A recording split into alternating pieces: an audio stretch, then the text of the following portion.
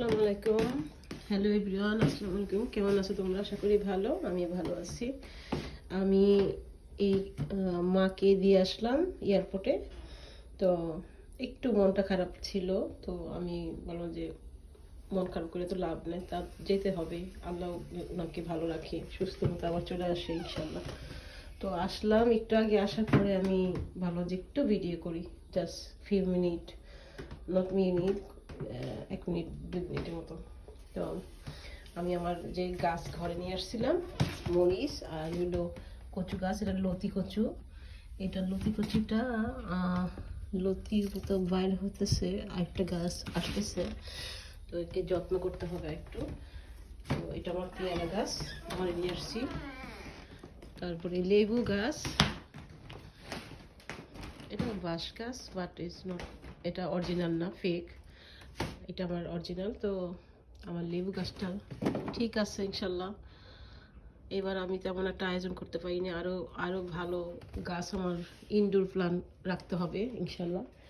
তো আসলাম, আসার পরে আমি একটু টিভি ছাড়লাম, তারপরে যে নাস্তা খাবো, নাস্তা খাইনি। এখন আমি চিকেন চিকেন দিয়ে লাইভ চিকেন রান্না করছিলাম, ঝোল রান্না করছি, এটা নিছি আমি, আর চা বানিয়ে নিছি, আর রুটি পরোটা এটা খাবো আমি।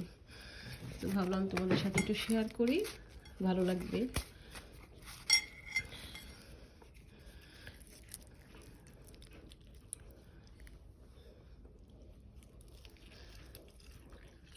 আমার দেশে দেশে দেশে যাক, সব আত্মীয় স্বজন আসবে, দেখা করবে, ভালো লাগবে।